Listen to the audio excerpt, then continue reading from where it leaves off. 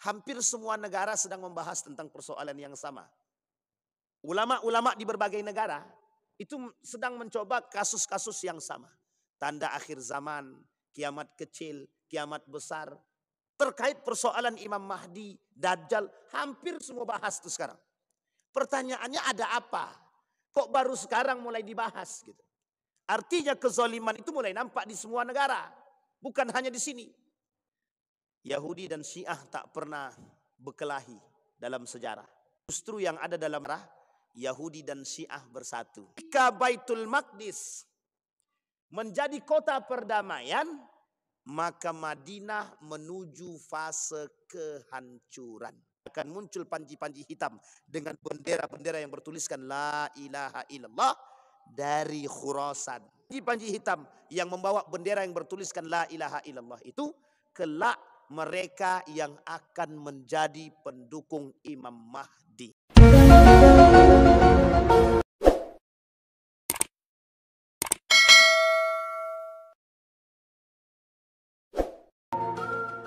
A'udzu billahi minasyaitonir rajim. Bismillahirrahmanirrahim.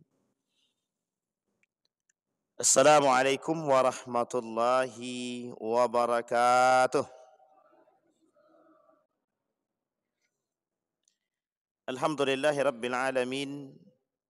Alhamdulillahilladzi arsala rasulahu bil huda wa dinil haq liyudhhirahu 'ala ad-dini kullih wa kafa billahi shahida. Ashhadu an la ilaha illallah wahdahu la syarika lahu wa ashhadu anna Muhammadan abduhu wa rasuluhu la nabiyya ba'dah. Allahumma salli wa sallim wa barik ala hadzal nabiyil karim. Allahumma salli ala Muhammad wa ala ali Muhammad fil alamin innaka Hamidum Majid. Ya ayyuhan nasu ittaqu rabbakum alladzi khalaqakum min nafsin wahidah wa khalaqa minha zawjaha wa batha minhuma rijalan katsiran wa nisaa'a wattaqullaha alladzi tasaaluna bihi wal arham innallaha kana 'alaikum raqiba. Puji syukur kehadirat Allah dengan mengucapkan alhamdulillahi rabbil alamin. Bersalawat kepada Nabi dengan mengucapkan Allahumma salli ala Muhammad wa ala ali Muhammad fil alamin innaka Hamidum Majid. Bapak Ibu sekalian yang berbahagia, mudah-mudahan Allah limpahkan rahmat dan karunia-Nya kepada kita. Allah berkahi, Allah sehatkan, Allah kuatkan. Insya Allah kita semua husnul khatimah. Kemudian Bapak Ibu, untuk orang tua kita yang telah mendahului, Allah tempatkan di tempat terbaik di sisinya. Allah terima amal ibadahnya, Allah kumpulkan bersama orang-orang yang saleh. Dan untuk orang tua kita yang masih hidup, Allah sehatkan, Allah kuatkan. Insya Allah husnul khatimah. Rezeki yang luas, anak yang saleh, dan kita semua menjadi anak-anak yang berbakti kepada orang tua. Amin ya rabbal alamin. Baik Bapak Ibu sekalian yang berbahagia, bagaimana kabarnya Bapak Ibu, sehat semua? Baik.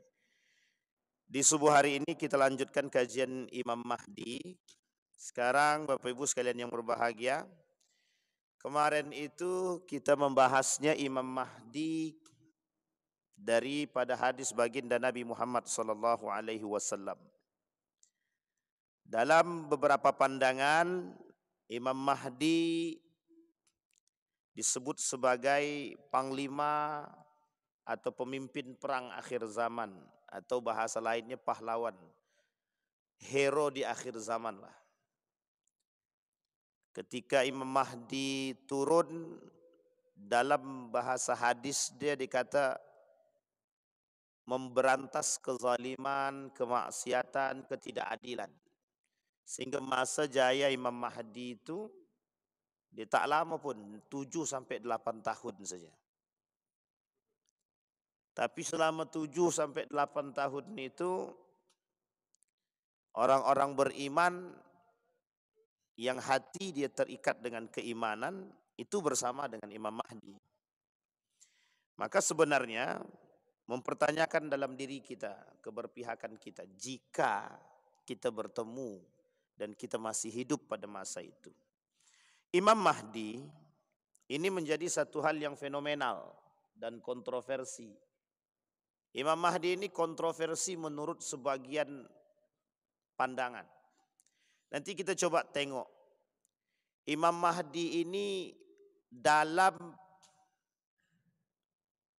pandangan para peneliti, Imam Mahdi dalam pandangan Yahudi, Imam Mahdi dalam pandangan Nasrani, Imam Mahdi dalam pandangan agama Hindu, Buddha. Apakah ada paham itu dalam paham agama-agama yang lain? Terus bagaimana dalam Islam itu sendiri? Ada dua. Ada Syiah dalam pandangan Syiah atau Syi'i. Ada juga dalam pandangan Sunni. Dan ini memiliki karakter-karakter yang berbeda. Sampai persoalan Imam Mahdi ini dipertanyakan dan diperdebatkan dalam beberapa persoalan. Dalam beberapa soalan itu. Yang pertama persoalan hadis. Kebenaran, originalitas daripada hadis atau otentisitas daripada hadis. Keaslian hadis. Atau kesahihan hadis. Yang kedua, tentang makna daripada hadis itu sendiri. Nah, ini poin dalam pemahaman itu oleh para ulama sudah dari dulu diperdebatkan. Sehingga kita sebenarnya yang sekarang ini hanya sekedar menukil saja. Menukil daripada pandangan para ulama, kemudian kita sampaikan kepada masyarakat terkait apa yang kita pelajari. Itu yang kemudian menjadi persoalan. Sehingga perlu kita pahami, merujuk kepada keadaan-keadaan kita hari ini. Sekarang kita coba dulu. Imam Mahdi, ini PowerPoint yang sudah saya buat. Imam Mahdi dalam pandangan Yahudi, Syiah dan Sunni. Tapi sebelum sampai daripada itu, ada salah seorang, kalau saya sebut dia Syiah, Abu Bakar As-Sadar.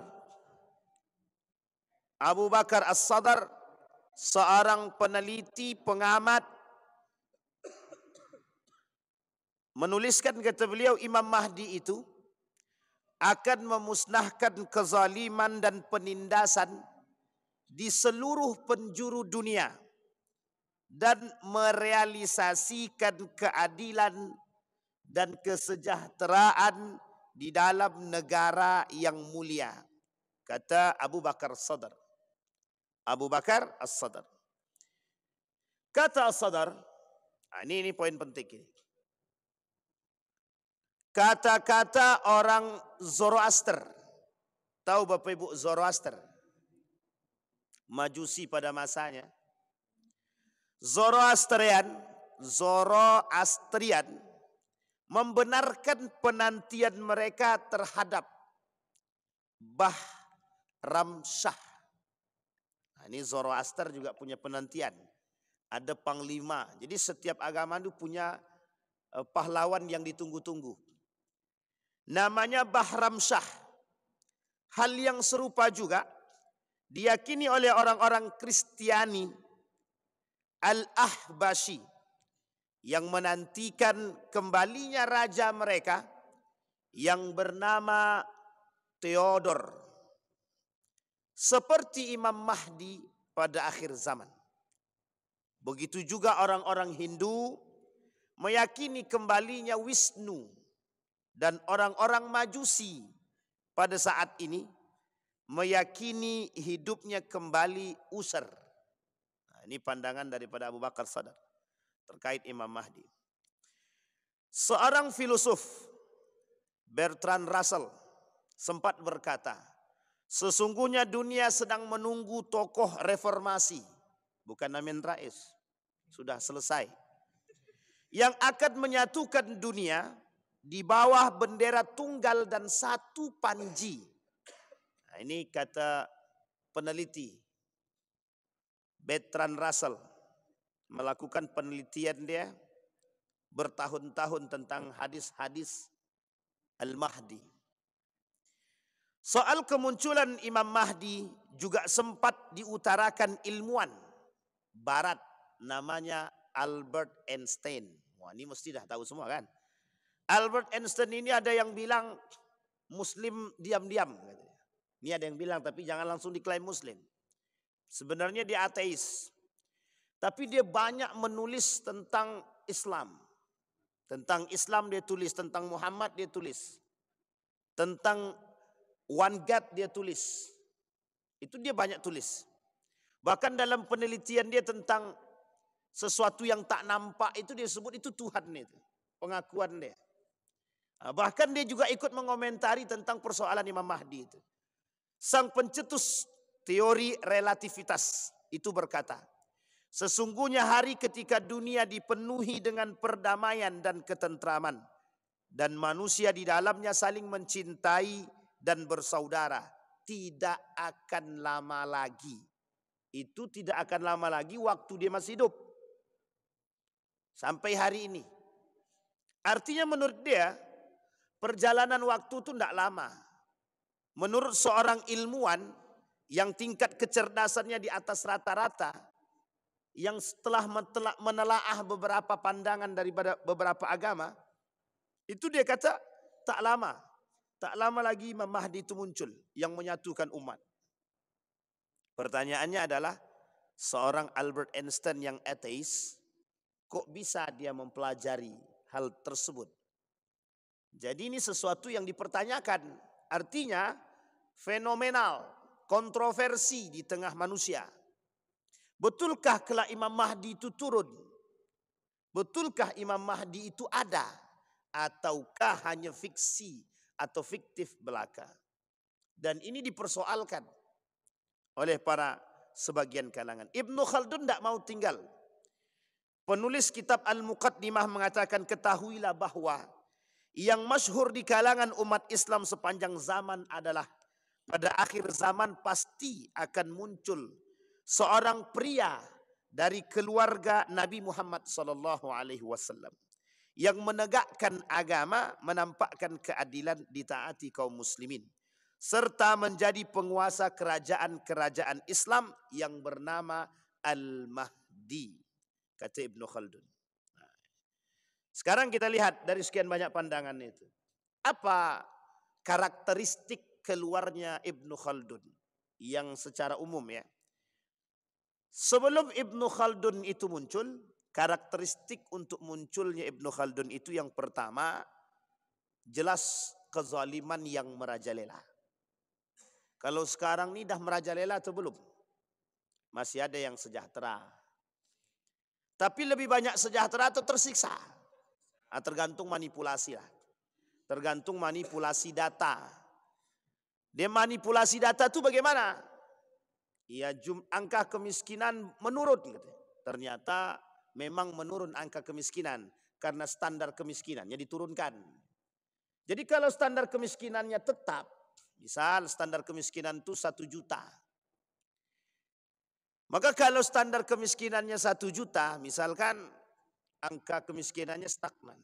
Tapi kalau standar kemiskinannya diturunkan dari 1 juta jadi 500.000, otomatis angka kemiskinan naik. Angka kemiskinan menurun. Kenapa kok menurun? Ya karena standar kemiskinannya diturunkan. Nah, ini tergantung data. Makanya yang disampaikan itu perlu kita telaah. Betulkah? Karena persoalan kita sekarang ini bukan hanya dengan data. Yang nampak oleh mata juga jelas.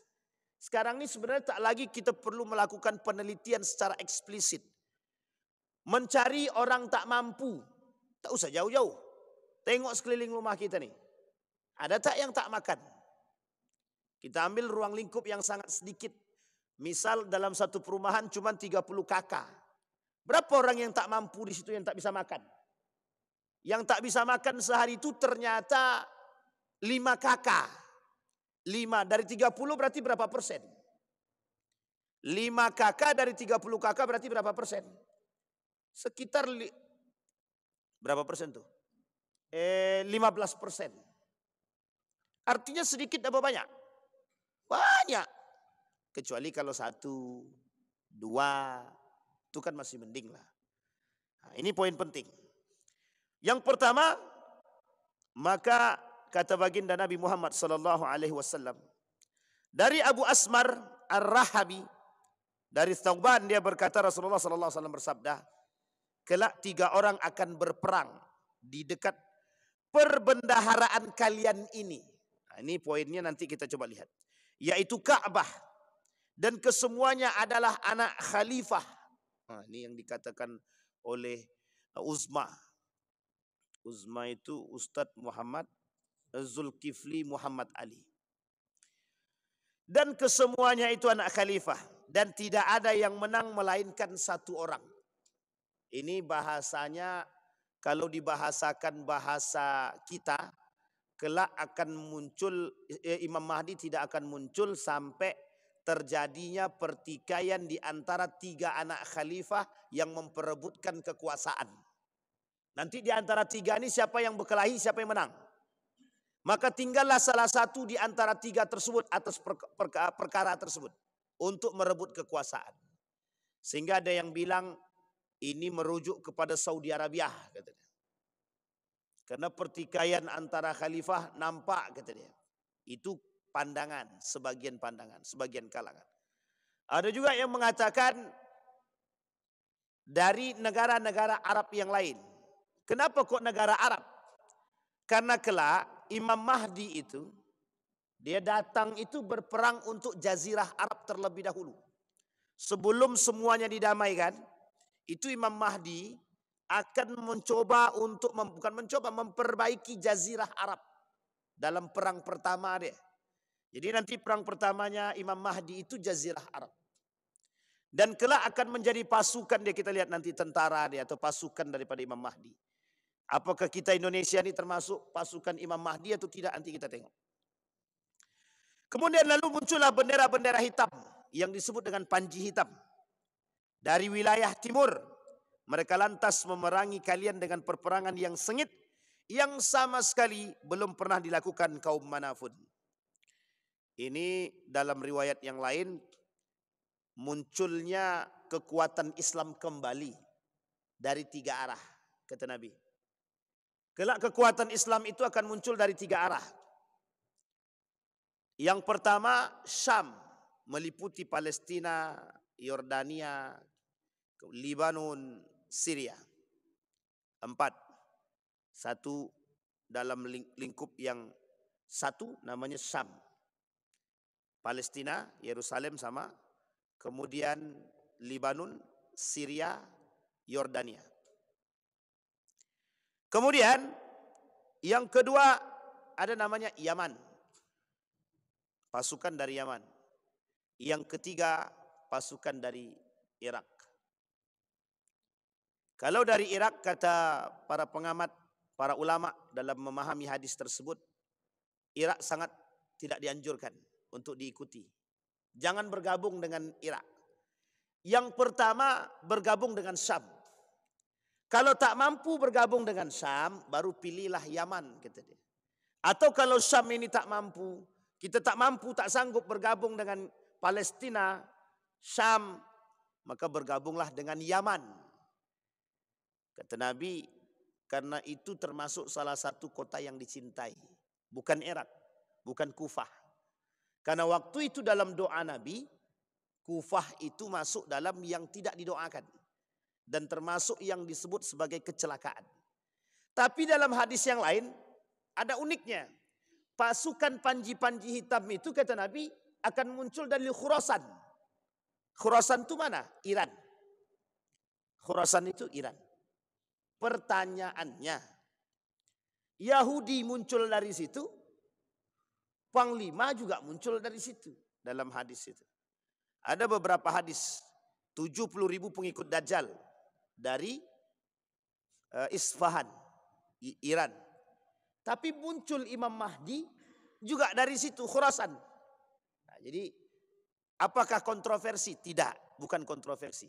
Karena hancur dulu. Kalau sudah hancur, muncul panji-panji hitam tadi. Nah, panji-panji hitam ini tujuannya untuk menyelamatkan dunia. Baik. Mereka berbaiat kepadanya walaupun sambil merangkak di atas salju. Karena sesungguhnya dia adalah khalifah Allah. Khalifahnya Allah yang bernama Al-Mahdi. Dalam riwayat Ibnu Majah. Baik. Kemudian kemunculan Al-Mahdi sebagai pemimpin kaum muslimin suatu keniscayaan. Karena 10 tanda kiamat besar tidak akan terjadi sebelum kehadiran daripada Imam Al-Mahdi.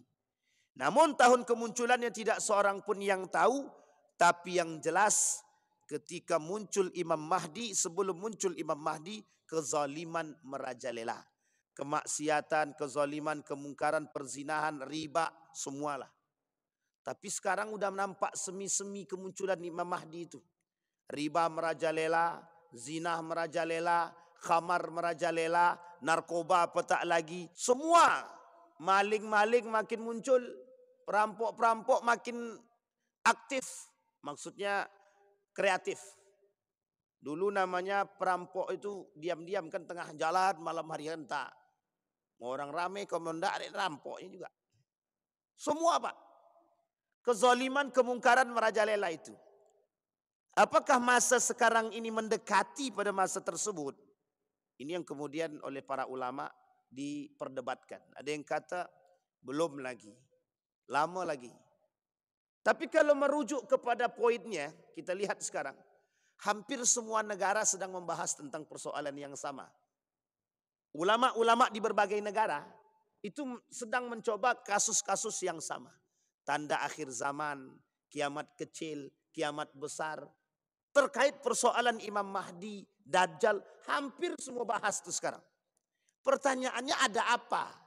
Kok baru sekarang mulai dibahas gitu? Artinya kezaliman itu mulai nampak di semua negara. Bukan hanya di sini. Tapi Eropa sekarang banyak yang mencaci Islam, banyak yang masuk Islam. Buktinya gubernur di Amerika Serikat, wali kota di Amerika Serikat itu Muslim. Di New York, intinya betul. Sakit kepala Donald Trump langsung kan. Langsung kubun-ubun sakitnya itu. Saking bencinya dengan Islam, ternyata muncul di tempatnya betul. Tapi alhamdulillah. Pertanyaannya berarti di situ tak datang Imam Mahdi Ustaz. Wallahu alam. Tapi persoalannya adalah kemungkaran itu jelas. Ulama Amerika sendiri, Syekh Yusuf, Nauman Ali Khan juga berbicara tentang hal yang serupa. Doa seorang pemimpin umat muslim di Eropa sama tentang persoalan tanda-tanda akhir zaman. Apakah kelak Islam bangkit di Eropa? Dalam beberapa penelitian setidaknya ada 3. 1 Asia, yang kedua Eropa, 1 lagi Afrika. Tapi yang nampak sekarang nih bukan Asia, bukan Afrika, tapi justru Eropa katanya. Inggris mulai terkenal. Sekarang di Inggris tuh bebas Islam itu. Mau bangun masjid sebesar sebanyak apapun silahkan. Karena dia tahu terasa damai dengan orang-orang Islam gitu deh. Semakin banyak orang yang mempopulerkan Islamophobia, semakin banyak yang masuk ke dalam Islam. Sama di Eropa, di Amerika sekarang begitu, di beberapa negara Eropa sekarang begitu semua. Kebencian terhadap Islam berubah menjadi kecintaan terhadap Islam. Artinya, kalau makin banyak orang yang masuk Islam dan mengenal akan kebenaran dan keadilan, mungkin bagian daripada tanda-tanda akhir zaman. Kembali kepada tadi. Kata Nabi, 1 di antaranya kezaliman dan kejahatan yang merajalela. Kemudian dalam riwayat yang lain, Nabi bersabda, yang arti dia, nanti bumi ini akan dipenuhi dengan kejahatan dan kezaliman, sehingga Imam Mahdi muncul berkuasa selama 7 tahun. Kemudian Al-Mahdi tidak akan keluar sampai jiwa-jiwa yang tidak berdosa terbunuh. Ini banyak makna dia. Kalau terbunuh dalam makna eksplisit, banyak juga sekarang. Yang salah tidak mati, yang mati justru yang tidak salah. Misal, yang korupsi siapa, yang masuk penjara siapa. Nah, itu banyak juga. Itu diartikan sama itu. Banyak yang korupsi, yang masuk penjara bukan yang korupsi. Kata yang korupsi, kau aja yang masuk. Nanti anak istrimu aku jamin. Setelah masuk dia, di WA pun tak dibalas. Nah, ini contoh saja. Banyak hal-hal yang dimaksud dengan hadis ini adalah pembunuhan merajalela. Baik itu dia bersalah ataupun tak bersalah. Jadi seolah-olah membunuh itu bagian daripada sebuah kebiasaan dan memang menjadi satu tanda. Kata Nabi dalam riwayat yang lain, tidak akan terjadi hari kiamat sampai kalian akan melihat pembunuhan itu di mana-mana. Sekarang itu berita kita tentang itu aja isinya. Si fulan mati karena dibunuh. Si fulan meninggal karena ditabrak. Si fulan meninggal karena... Berita kita itu aja. Seolah-olah kematian itu serasa dekat saja. Dalam bulan ini saja, di dekat perumahan kami itu yang meninggal 2 minggu itu. Dalam dua pekan itu. Itu yang meninggal sudah 4 sampai 5 orang itu. Dengan jarak waktu yang 1 hari, hari ini meninggal, 2 hari kemudian meninggal pula yang lain. 2 hari kemudian meninggal pula yang lain. Jadi serasa awak pun mau meninggal dibuatnya. Terasa dekat betul. Jadi kematian itu serasa dekat. Tapi yang dimaksud hadis ini bukan. Pertumpahan darah, persoalan sepele bisa menyebabkan pertumpahan darah. Persoalan sepele. Itu yang dimaksud oleh Nabi. Persoalan sepele demi kekuasaan, demi jabatan, demi harta, demi duit, demi dinar, rela semua berbunuhan. Dia tak pandang lagi dia abang dia, adik dia tak. Yang jelas nyawa itu begitu murah. Nyawa itu begitu murah. Kalau kita lihat merujuk kepada kejadian, mohon maaf ya ini jangan tersinggung. Kasus dulu unik kasusnya itu. Hanya karena uang 2.000. Uang parkir 2.000. Itu rela berbunuh-bunuhan itu. Tapi bukan persoalan karena uangnya sebenarnya. Iman. Iman. Ini poin penting. Iman. Persoalan iman. Maka Bapak Ibu, kenapa begitu sensitif? Karena kelak di akhir zaman yang berbicara bukan iman. Yang berbicara adalah kekuasaan. Yang berbicara adalah harta. Yang berbicara adalah jabatan. Yang berbicara adalah wanita. Jadi persoalan ini akan terjadi gitu. Orang berebut perempuan bunuh-bunuhan. Orang persoalan uang bunuh-bunuhan. Orang persoalan jabatan bunuh-bunuhan. Semua bunuh-bunuhan. Jadi jiwa-jiwa yang tak berdosa pun ikut gitu. Perperangan. Banyak dengan kerakusan dan keangkuhan yang menyebabkan nyawa yang tidak berdosa itu terbunuh. Sekarang ini kan udah nampak semi-semi tadi itu. Maka saya bilang, siapa yang naik sekarang, itu yang tidak mendukung, jangan mimpi dapat jabatan itu. Yang naik sekarang, oh siapa, kemarin dia tak dukung aku, udahlah, copot. Ini kan sebenarnya indikasi. Indikasi perpecahan yang sangat jelas. Siapapun pemimpin yang naik harusnya menggandeng tuh, harusnya gitu. Tapi bukan memisahkan. Jadi semakin nampak tuh begitu sekarang. Oh yang naik ketua masjid itu si fulan. Jadi yang sekretarisnya pun dicopot sekali. Sekretaris copot, engkau bukan pemilih aku dulu. Jadi siapapun yang tak milih dia, copot. Siapapun yang tak bersama dia, copot. Bukan menggandeng persahabatan perdamaian, tapi justru menambah perpecahan. Sehingga yang terjadi apa? Rebutan. Kau cuma 5 tahun. 5 tahun ke depan aku sikat lagi. Rupanya kalah lagi deh kan. 10 tahun makin sakit hati dia. Yang bermain dukun lagi. Tukang sihir. Tolong santet dia itu. Mati dia bisa nawak naik kan gitu. Ini persoalan Bapak Ibu. Dari sekian banyak tanda-tanda kemunculan Al-Mahdi. Ada satu di antara tanda tersebut yang harus diperhatikan dan dipahami secara serius oleh seorang cendekiawan muslim agar tidak salah dalam memahami literatur tentang topik ini. Tanda itu adalah tegaknya khalifah di Baitul Maqdis. Nah, ini poin pentingnya Pak. Jadi Imam Mahdi itu tidak akan muncul sebelum khalifah itu di Baitul Maqdis ada. Dan itu yang diperdebatkan oleh para ulama. Kemarin itu sempat ada permintaan perang Iran-Israel. Sudah selesai di sini.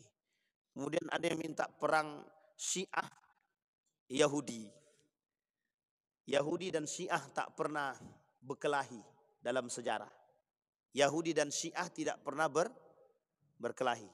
Justru yang ada dalam sejarah Yahudi dan Syiah bersatu. Dalam sejarah Yahudi dan Syiah tak pernah berperang. Tapi Yahudi dan Syiah pernah bersatu. dan selalu bersatu dan tetap bersatu. Sehingga muncul satu buku, judul bukunya bagus sekali. Zionis dan Syiah bersatu menghantam Islam, kata dia. Itu bagus juga bukunya. Kapan waktu kita coba tengok buku itu tersebut. Itu Yerusalem berada dalam posisi akan dipegang oleh kelompok-kelompok yang dianggap sebagai pemersatu umat atau yang dianggap sebagai pendiri khalifah, munculnya khalifah karena perdamaian tersebut. Maka setelah itu akan muncul yang disebut dengan Imam Mahdi. Tapi masafahnya masih tetap panjang. Kedamaian yang dirasakan masih tetap panjang. Ada yang mengatakan sampai 100 tahun. Tapi bahkan ada yang mengatakan lebih. Baik, itu persoalan Baitul Maqdis. Sehingga sekarang itu semua orang memprediksi. Karena kebenaran al-haqqu min rabbik fala takum minal mumtarin. Tak ada keraguan pada kita, kebenaran itu mesti datang dari Allah. Persoalannya kita tidak bisa seperti apa kebenaran itu.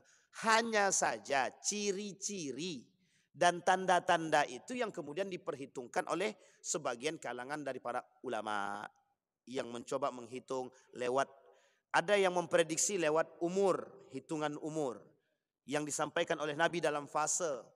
Yang kedua ada yang memprediksi tentang kehancuran dan campur tangan Iran. Yang ketiga yang mengatakan ketika sudah mulai Konstantinopel itu mulai nampak bangkit dia. Konstantinopel itu mana? Turki sekarang. Konstantinopel itu Turki sekarang. Jadi Turki ini nanti kelak bakal jadi satu juga. Kelak Turki ini juga bakal, bahasa dalam hadis Nabi, akan kembali terbuka. Kemenangan itu bagi Konstantinopel akan nampak kembali. Konstantinopel itu satu daerah yang ada di Turki, Istanbul sekarang. Yang di antara duanya itu dua sisi, Eropa dan Asia. Itu satu-satunya negara yang diapit oleh dua benua sekali. Asia dan Eropa. Setengahnya masuk Eropa, setengahnya masuk Asia. Itu cuma Turki yang punya.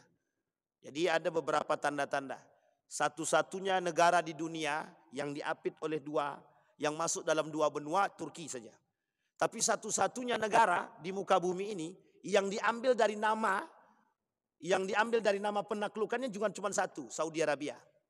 Semuanya di situ.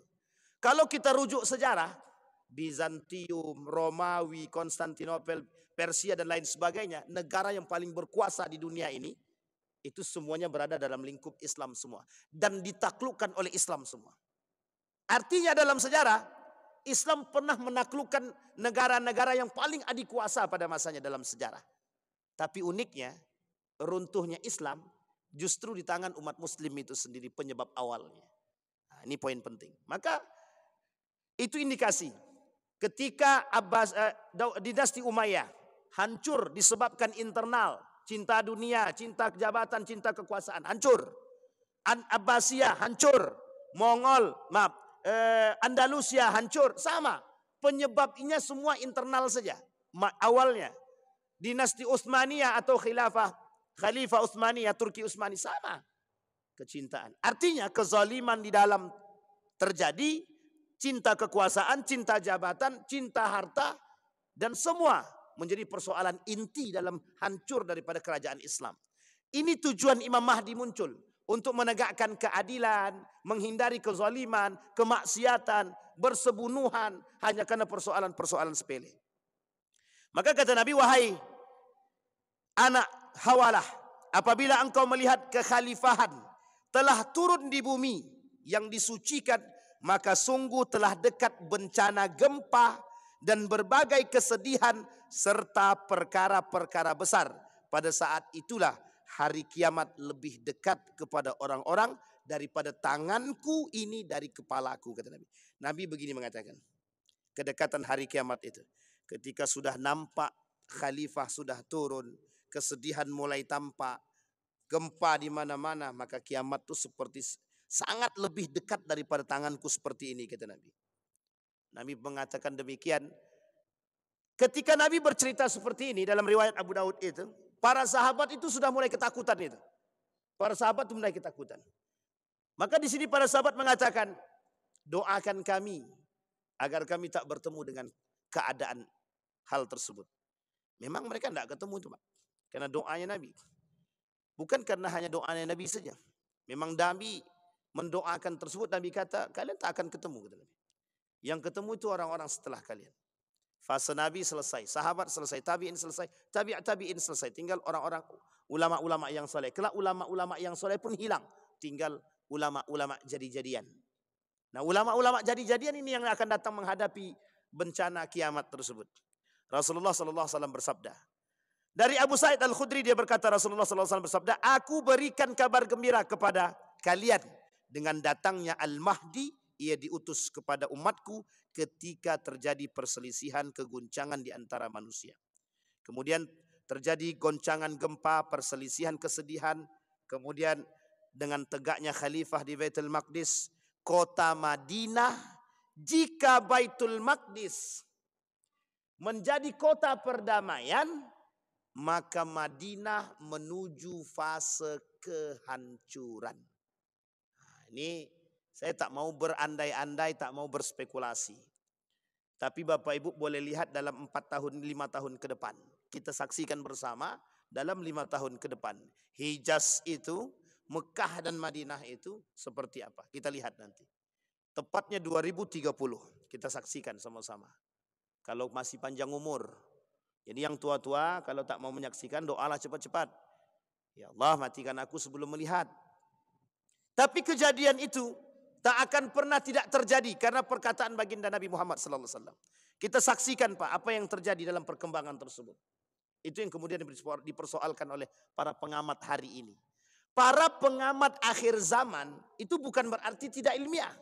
Kenapa demikian? Karena banyak orang-orang yang pakar termasuk dari kalangan orientalis hanya ikut serta dalam mengkaji tentang hadis-hadis akhir zaman. Termasuk persoalan yang berkaitan dengan tanda-tanda datangnya hari kiamat.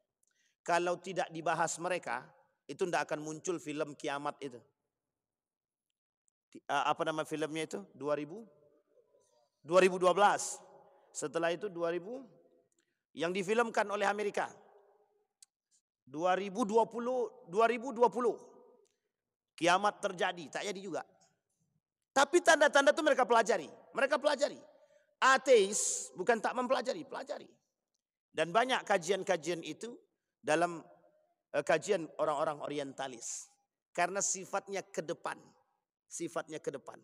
Disinilah Pak kebenaran Al-Quran yang mulai terungkap oleh mereka. Apa itu? Bahwa mengkaji tentang akhir zaman bukan hanya orang Islam saja. Non-Muslim pun juga ikut mengkaji tentang hari kiamat itu. Bahkan bukan kiamatnya yang dikaji. Tanda-tandanya. Apa kiamat tersebut oleh mereka? Habis, selesai. Maka selesai tersebut seperti apa bentuknya?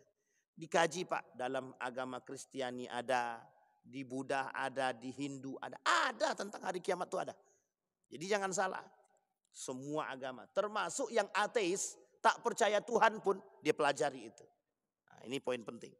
Baik, maka kata Nabi, khalifah di Baitul Maqdis nanti naik, terjadi khalifah perdamaian, maka Madinah menuju fase kehancuran. Pertanyaannya adalah bagaimana model kehancurannya? Apakah diserang? Apakah dihancurkan? Ini perbedaan pendapat di kalangan para ulama. Yang paling nampak dan kelihatan adalah perubahan. Perubahan. Dari Islami menjadi sekuler. Dari Islami menjadi liberal. Dari yang tadi menjaga nilai agama, tidak lagi menjaga nilai-nilai agama. Nah, ini persoalan Pak, persoalan. Kalau kita lihat sedikit demi sedikit mulai tampak. Meskipun tidak terlalu kelihatan, tapi sudah mulai nampak sedikit demi sedikit. Maka ada yang mengatakan dengan munculnya sosok yang satu ini, yang fenomenal dan kontroversi ini di negara tersebut, itu menjadi sampai ada yang bilang begini, tanda hari kiamat akan muncul di sana dengan munculnya sosok yang fenomenal dan kontroversi ini. Nah, ini yang kemudian menjadi persoalan. Baik, kemudian dari Malik bin Yukhaimar, dari Mu'az bin Jabal ia berkata Rasulullah SAW bersabda, ramainya Baitul Maqdis adalah tanda kehancuran kota Madinah. Hancurnya kota Madinah adalah tanda terjadinya peperangan yang besar. Terjadinya peperangan yang besar adalah tanda pembukaan kota Konstantinopel. Dan pembukaan Konstantinopel adalah tanda keluarnya Dajjal. Dan kalau sudah keluar Dajjal, berarti tinggal tunggu datang dua sekaligus. Imam Mahdi wa nuzul Isa alaihissalam. Sampai di sini bisa dipahami Bapak Ibu? Sudah mulai terasa dekat dengan kiamat? Masih tak mau beribadah juga? Kalau sudah sudah sangat terasa dekat dengan hari kiamat. Jadi Bapak Ibu, kalau mengkaji hadis-hadis tentang akhir zaman ini memang terasa mau dekat kiamat aja. Makanya saya anjurkan yang belum nikah, nikahlah cepat. Yang punya keinginan untuk nikah dua, cepat aja. Karena ini bahaya juga kalau sempat kiamat sebelum nikah, kan nanti nyeselnya di akhir gitu. Sebelum nikah tapi udah ini juga kan, udah kiamat duluan. Baik, sabda Rasulullah sallallahu alaihi wasallam. Apa kata Nabi? Fathul Konstantinopel. Terbukanya nanti Konstantinopel ma'a qiyamis sa'ah. Terbukanya atau menangnya Konstantinopel, bangkitnya Konstantinopel itu menjadi tanda datangnya akhir zaman dan turunnya Dajjal. Setelah turunnya Dajjal, di sini persoalkan kata Imam Tirmizi, di sini persoalannya tentang hari kiamat. Tapi oleh sebagian kalangan pengamat hadis itu berkata, hadis tersebut gharib. Gharib itu aneh. Hadis ini aneh di kalangan para ulama hadis. Yang kedua, mudallas. Ini hadis ini tidak jelas. Ada unsur penipuan, ketidakjujuran dalam hadis tersebut. Dan ada yang bilang hadis ini dhaif. Hadis ini lemah. Dan juga banyak yang mengatakan bahwa ada beberapa yang mengatakan hadis ini palsu. Terlepas antara ini hadis ini sahih, dhaif, palsu atau mudallas dan lain sebagainya. Kita akan lihat pembuktiannya adalah dalam literatur selanjutnya bagaimana perkataan itu dibuktikan dengan keadaan dan kejadian. Ketika Madinah menjadi tempat atau sarangnya sekuler, ketika Madinah menjadi sarangnya liberal, itu mungkin poin pembuka bagi kekacauan di tempat tersebut dan kehancuran. Sekarang kita sudah lihat itu, Pak. Ringkasan kemunculan, tadi sudah saya sampaikan, tak perlu lagi diringkas karena panjang betul. Nah sekarang kita masuk inti poin. Sudah mau habis baru inti poin. Sekarang Bapak Ibu, tadi judulnya kan Imam Mahdi ala Yahudi. Yahudi, dia tidak punya paham Imam Mahdi. Tapi mereka punya paham revolusioner pada masanya, pada akhir. Ada dua. Messias of David, Messias of Yusuf. Nah, tahu Bapak Ibu Messias of David, Messias of Yusuf ini? Nanti anak keturunan Daud dan anak keturunan Nabi Yusuf. Yang akan muncul di muka bumi ini oleh mereka, kaum Yahudi. Yang paling nampak di antara dua ini adalah Daud. Ini alasan kenapa mereka tetap menjaga Baitul Maqdis. Daud punya anak. Siapa nama anaknya? Sulaiman. Sulaiman oleh mereka dipandang pada masa Sulaiman itu oleh kaum Yahudi pernah membangun satu tempat seperti kuil yang hari ini terbenam di bawah Masjidil Aqsa. Inilah yang kemudian ingin mereka gali. Dan ketika ini sudah digali, sudah dapat, mereka akan menunggu di situ untuk kedatangan yang disebut dengan Messias of David. Mereka akan tunggu itu. Mereka akan tunggu. Mereka sebut sebagai revolusioner mereka, Imam Mahdinya mereka. Yang kelak akan muncul dari keturunan Daud itu, keturunan Nabi Sulaiman, yang disebut sebagai penunggu King Solomon. Nah, ini Pak poinnya kaum Yahudi kenapa bersikeras untuk mempertahankan Masjidil Aqsa, Baitul Maqdis. Karena bagi mereka itu. Dan tidak ada paham yang lain dari kalangan Yahudi tentang Imam Mahdi. Karena bagi mereka mempertahankan King Solomon untuk kedatangan Messias of David itu adalah satu hal yang wajib bagi mereka. Sama halnya meyakini kedatangan Imam Mahdi bagi umat muslim. Baik. Tokoh persiapannya sudah tadi ya. Sekarang kita lihat Imam Mahdi menurut Syiah. Imam Mahdi menurut Syiah. Ini yang sama dengan kita hari ini, Pak. Yang sama dengan kita yang berbahaya dengan kita ini. Syiah ini. Syiah punya pemahaman Imam Mahdi sama. Karena mereka mencintai Ahlul Bait. Dan kita dianggap tak mencintai Ahlul Bait. Kenapa kita katakan mereka mencintai Ahlul Bait? Karena bagi mereka kedatangan Imam Mahdi itu adalah bagian daripada penantian yang panjang. Kelak menjadi imam yang terakhir bagi mereka yang ke-12. Jadi imamnya itu mulai dari Ali bin Abi Thalib sampai yang terakhir. Keturunan baginda Nabi Muhammad SAW. Mereka sebut Muhammad ibn Al-Hasan Al-Askari. Ternyata Imam Mahdi dalam pandangan Syiah itu nama aslinya adalah Muhammad ibn Hasan Al-Askari. Dari keturunan ini tadi. Yang akan menjadi imam yang ke-12. Keluarga baginda Nabi. Dalam silsilah baginda Nabi. Nama sama dengan Nabi. Kabilah sama dengan Nabi. Hanya saja beda perawakan saja kata Syiah. Beda perawakan itu beda wajah. Beda penampilan. Mulai dari Ali bin Abi Thalib sampai terakhir. Ali bin Abi Thalib. Kemudian Al-Hasan wal Husain. Kemudian Ali Zainal Abidin. Ja'far sampai bawah yang ke-12. Muhammad ibn Al-Hasan Al-Askari. Pertanyaannya adalah. Bagaimana pandangan mereka tentang Muhammad ibn Hasan Al-Askari ini? Mereka kata sebagai Imam Mahdi dan sebagai penyelamat. Kemudian kelahiran dan okultasi. Imam Mahdi diyakini lahir pada tahun 255 Hijriah. Lebih tepatnya 869 Masehi. Dan melanjutkan garis kepemimpinan imamah setelahnya yang 12. Sekarang berarti yang ke-11. Berarti mereka menunggu yang ke-12. Setelah ayahnya Imam Hasan Al-Askari. Sejak saat itu ia hidup dalam keadaan goib. Okultasi.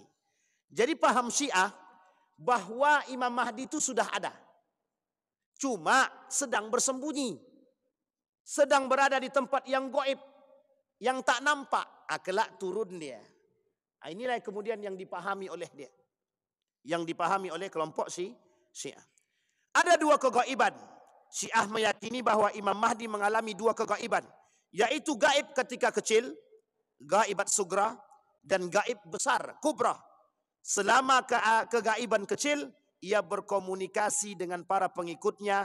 Melalui 4 wakil khusus. Sedangkan dalam keadaan kegaiban yang besar. Komunikasi terputus. Dan umat Syiah merujuk kepada ulama dan hadis. Untuk bimbingan agama.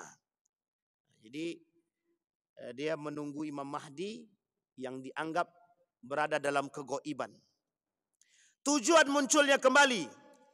Munculnya kembali Imam Mahdi di akhir zaman bertujuan untuk menegakkan keadilan dan menghapus kezaliman dan membawa kedamaian serta memakmurkan bagi seluruh umat manusia. Sama Pak pahamnya dengan kita. Baik. Sekarang pandangan para peneliti. Para peneliti memiliki berbagai pandangan mengenai Imam Mahdi, terutama dalam konteks hadis dan implikasi dia bagi keyakinan umat Islam.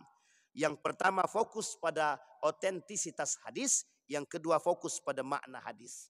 Di sini maksud otentisitas itu seperti takhris hadis yang tadi kita bacakan. Ada yang bilang hadis tentang Imam Mahdi ini dhaif, lemah. Ada yang bilang sebagian hadis dia hasan. Dikumpulkan hadis yang banyak. Lebih kurang 40 hadis itu. Dikaji oleh para ulama, para orientalis, para ilmuwan hadis. Kemudian dapatlah kesimpulan. Ada yang mengatakan hadis ini kuat, ada yang mengatakan hadis ini lemah. Dan kesimpulannya adalah penantian Imam Mahdi. Menurut para peneliti hadis hari ini, termasuk ilmuwan tentang Imam Mahdi, kedatangan itu pasti. Kedatangan Imam Mahdi itu pasti. Dari berbagai macam pandangan. Termasuk dari agama-agama yang lain. Baik, ini kalau diteruskan sampai 40 PowerPoint. Kalau kita teruskan tak ada masalah. Poin penting para peneliti tentang Imam Mahdi. Sudah jelas tadi otentisitasnya. Makna dia. Baik, sekarang kita masuk. Perbedaan pandangan Sunni dan Syiah. Terletak pada 2 hal saja. Yang satu, oleh kita. Orang-orang Sunni memahami Imam Mahdi itu. Dia akan turun. Lahir dan turut. dari garis keturunan baginda Nabi, dan tidak ada masa okultasi. Dia tak ada kegoiban. Ini yang harus dipahami. Yang pertama itu. Yang kedua, tidak dipahami dalam dua kegaiban. Kita tak memahami Imam Mahdi itu dalam dua kegaiban. Dia berada di goib pada masa kecil dan dia berada di goib dalam masa besar. Tak ada. Imam Mahdi dalam paham Sunni, oleh para ulama-ulama Sunni dikatakan merujuk kepada hadis tersebut, akan turun. Dalam arti lain, lahir dari keturunan baginda Nabi Muhammad SAW, membawa keadilan. Itu yang dipahami oleh Ahlus Sunnah wal Jamaah. Maka penelitian tentang Imam Mahdi juga mencakup perbandingan keyakinan serta tafsir antara Sunni dan Syiah. Baik Bapak Ibu sekalian yang berbahagia. Nah, sekarang pertanyaannya, benarkah Imam Mahdi diutus umur 40 tahun? Ada 4 pandangan. Ada yang kata 30 sampai 40. Ada yang kata sampai 51 sampai 52. Ada yang kata 60. Tapi keempat pendapat di atas dilihat dari karya An-Nu'aim pada kitab Al-Fitan. Sebab-sebab itu ada di halaman 226 sampai 227. Umur itu ditetapkan pada umur 60 tahun. Tapi sebagian ulama yang lain mengatakan umur 40 tahun. Mana yang paling banyak dipakai oleh para ulama? Sebagian besar merujuk kepada 40. Tapi sebagian lain merujuk kepada 60. Jadi ada dua pandangan. Wallahu alam. Mana yang paling kuat? Kita lihat nanti. Apakah pada 60? Apakah pada umur 40 tahun? Baik Bapak Ibu sekalian yang berbahagia. Nah ini sekarang ini banyak komentar saja Bapak Ibu. Tidak usah kita baca komentar-komentar hadis ini. Sekarang kita lihat terakhir poinnya. Tentara Imam Al-Mahdi atau tentara Al-Mahdi. Di sini Bapak Ibu, kata baginda Nabi ada 3. Salah di antara 3 ini. Yang pertama Palestina, Syam tadi. Yang kedua Yaman, yang ketiga adalah Irak. Yang dianjurkan oleh Nabi untuk diikuti 2. Satu Palestina atau Syam. Yang kedua adalah Yaman. Yang ketiga tidak dianjurkan. Kenapa Nabi anjurkan? Kata Nabi di poin yang kedua itu, Al-Yaman itu untuk Yaman. Kata baginda Nabi Muhammad SAW, itu kota yang didoakan, kota yang diamini, kota yang diminta, kota yang kemudian diberikan keberkahan. Termasuk salah satunya Baitul Maqdis Syam, yang kedua Yaman. Tapi Irak tidak. Karena kelak akan muncul dari golongan itu tersebut. Yang dulunya para pengkhianat lahir dari situ. Pengkhianatan Syiah itu lahir pada masa Kufah pertama sekali. Pendukung Ali berkhianat kepada Ali, orang Kufah. Pendukung Al-Hasan, orang Kufah berkhianat kepada Al-Hasan. Pendukung Al-Husain, orang Kufah, kemudian berkhianat kepada Al-Husain. Mereka semua Kufah. Kufah itu Irak dia sekarang. Maka tak dianjurkan untuk mengikut kepada panglima-panglima perang yang berada di Irak. Dan tak masuk di situ Iran. Tak masuk di situ Iran.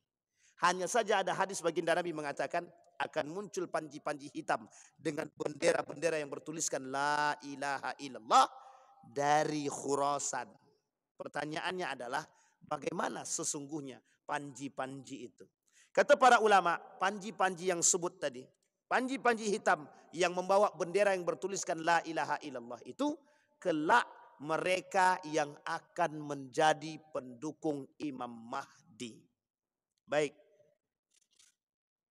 Sekarang kita lihat dari hadis yang lain. Kemudian muncullah bendera-bendera hitam dari arah timur. Lantas mereka memerangi kaum dengan satu perperangan yang belum pernah dialami oleh kaum sebelummu. Kemudian beliau melanjutkan sabdanya, maka jika kamu melihatnya berbaiatlah kepada dia. Nah, siapa dia? Itulah yang disebut dengan Imam Mahdi. Baik, karakteristik pasukan Imam Mahdi. Semoga kita masuk dalam poin tersebut. Yang pertama, beberapa riwayat menyebutkan bahwa pasukan ini akan terdiri dari orang-orang pilihan.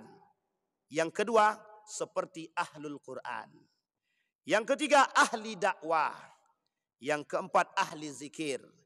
Yang kelima, yang terakhir, mereka juga digambarkan sebagai pasukan yang disiplin tinggi dan bersatu padu.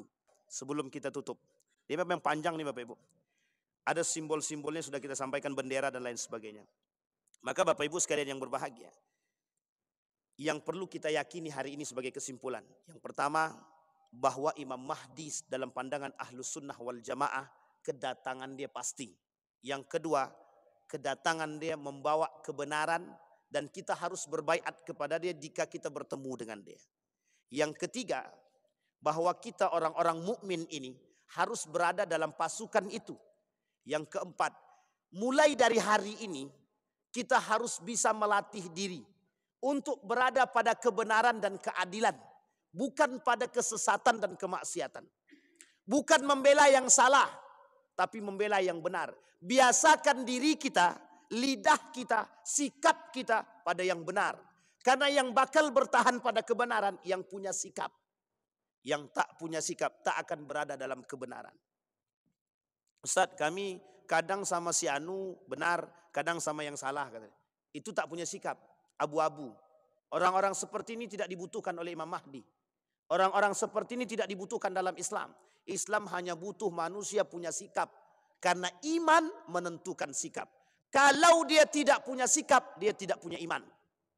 Orang yang tidak bisa menentukan sikap, tidak punya iman. Lidah biasakan berkata yang benar. Dan harus berani dalam kebenaran.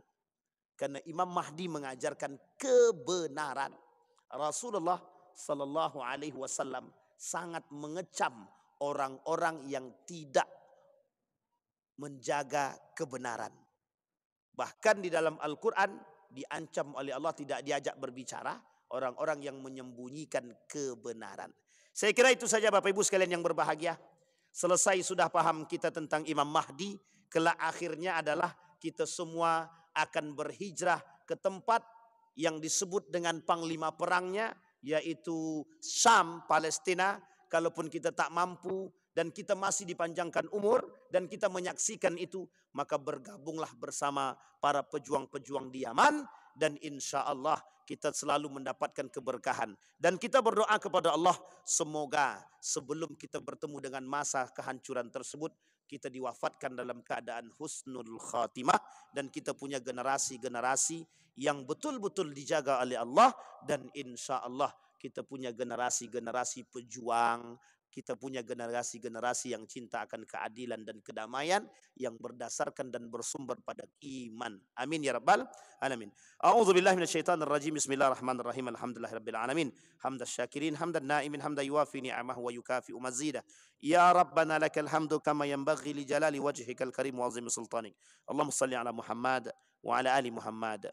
Allahumma faqihna fid din wa 'allimna ta'wil. Allahumma ansur man nasara ad-din wa khudhul man khadhal muslimin. اللهم اغفر لهم وارحمهم وعافهم واعف عنهم واكرم نزولهم ووسع مدخلهم واجعل الجنة مثواهم. اللهم اختمنا بحسن الخاتمة ولا تختمنا إلا بحسن الخاتمة. ربنا هب لنا من الصالحين، ربنا هب لنا من أزواجنا وذرياتنا قرة أعين واجعلنا للمتقين إماما. اللهم إنا نسألك خير هذا المكان وخير ما فيه وخير أهله، ونعوذ بك من شر هذا المكان والشر ما فيه وشر أهله. اللهم ثبت قلوبنا بالإيمان وطهر قلوبنا به. ربنا آتنا في الدنيا حسنة وفي الآخرة حسنة وقنا عذاب النار والحمد لله رب العالمين. Assalamualaikum warahmatullahi wabarakatuh.